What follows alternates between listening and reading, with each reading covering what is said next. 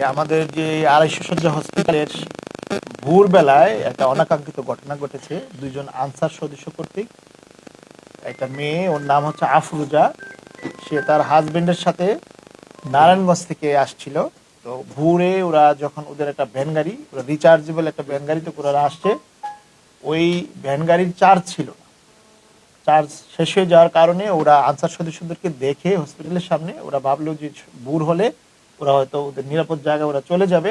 তো ওই আনসার সদস্যদের কাছে ওরা দাঁড়িয়েছিল যে এই জায়গায় ওরা দাঁড়াবে, যেহেতু ওদের নিরাপদ বোধ করে।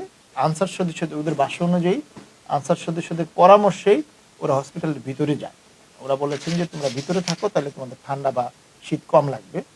তো পরবর্তীতে যেটা হয়েছে, ওই ভিতরে নিয়ে আনসার সদস্যদের আসলে তাদের এই কুমতলব বা এই ধরনের একটা অভিসন্ধি থাকার কারণে ওরা ওদেরকে মানে এক ধরনের ব্ল্যাকমেলের মাধ্যমে বলা যায় যে তোমাদেরকে তো সন্দেহ হচ্ছে তোমরা হাজব্যান্ড ওয়াইফ কিনা, আমি তোমাদেরকে এই আইনের পুলিশের কাছে দিয়ে দিব, কিন্তু তোমরা যদি সঠিক জবাব দাও তাইলে আমরা তোমাদেরকে ছেড়ে দিব। তো ওরা ভাবছে যে আনসার সদস্য যেহেতু আমরা যেটা সঠিক এটাই বলি, তো ওরা একটু কৌশল করে দুতলায় নিয়ে দুজনকেই, একজনকে নিচে নিয়ে আসছে যে দুজনকে আলাদাভাবে জিজ্ঞেস করব। মেয়েটাকে দুতলায় রাখলো, একজন জিজ্ঞাসাবাদ করবে এই বলে একজন আনসার সদস্য, তার নাম আবু সাইদ, সে প্রথমে তার সাথে ওই যে জিজ্ঞাসাবাদ করার কথা বলে উপরে ছিল, আর ওই ছেলেটাকে আরেকজন সদস্য আছে শাহাদাত, তাকে নিচে নিয়ে আসছে। তো ৮ থেকে ১০ মিনিট পরে ওই আবু সাইদ নিচে আসছে, এসে ওই ছেলেকে বলছে যে চলো তোমাদের কিছু খাওয়া দাওয়া করতে হবে, খিদা মানে মেয়ের মনে খিদা লাগছে, আমরা কিছু নিয়ে আসি। এই বলে সে ওই মানে ভিকটিমের হাজবেন্ডকে নিয়ে দোকানে যায় কিছু জিনিসপত্র কেনার জন্য, পাউরুটি বনরুটি। আর অপর যে সদস্য ছিল শাহাদাত আবার উপরে যায়। পরবর্তীতে ওই যখন তাদের মানে যে চরিতার্থ মানে যেটা বলে আর কি, যেটা যখন শেষ হয়েছে, ওই সদস্য ওই অপর সদস্যকে ডাকছে দুতলা থেকে যে তোমরা আসো। তো মানে ভিকটিমের হাজবেন্ডের ভাষ্য হচ্ছে আমি উপরে যেয়ে মেয়েটাকে, আমার ওয়াইফকে একটু অস্বাভাবিক মনে হলো, একটা ট্রমা ভুগতেছিল বা সঠিকভাবে হাঁটতেছিল না।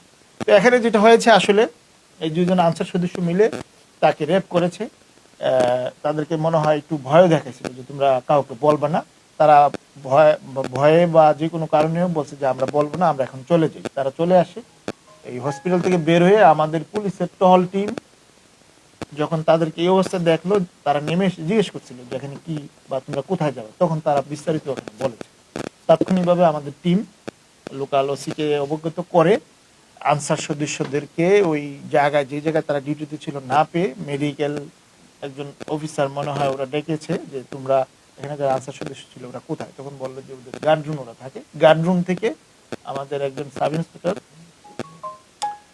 যে ওদের ১০-১২ জন এখানে থাকে তাদের সবাইকে বের করে আনি, মেয়ে দেখা দিয়েছে যে এই দুইজন সদস্যই আমার সাথে এই খারাপ কাজ করেছে।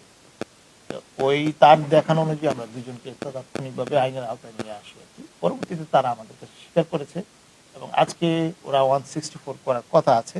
এই ঘটনায় আপনারা জানেন যে এই মেয়ের, আমরা পরে জানতে পেরেছি যে এই মেয়ে মূলত তার হাজবেন্ড নিয়ে তার নানার বাড়ি হচ্ছে এখন মানিকগঞ্জ সদরে, আর মেয়ের নিজের বাড়ি হচ্ছে সিংগাইর উপজেলা। তো সে তার নানার বাড়িতে আসছিল। তো এই ঘটনা ঘটার পরে আমরা তার নানার সাথে যোগাযোগ করি, তার মামার সাথে যোগাযোগ করি। আর তার সাথে মেয়ে যেহেতু একটা ট্রমার ভিতরে আছে, তার সঠিক চিকিৎসা নেওয়ার জন্য হসপিটালে ক্রাইসিস সেন্টারে ছিল, ওসিসিতে ছিল। তো পরে আমাদের অফিসাররা যোগাযোগ করে জানে যে তার মেয়ের বাবা বিদেশে থাকে, আর মেয়ের মার সাথে তাদের সেপারেশন হয়ে গেছিল। মেয়ে অন্য জায়গায় মানে ভিকটিমের মা অন্য কোথাও কাজ করে, একটা ফ্যাক্টরিতে মনে কাজ করে। পরে তাকে এনে মেয়ের মাকে বাদী করে এই মামলাটা রেকর্ড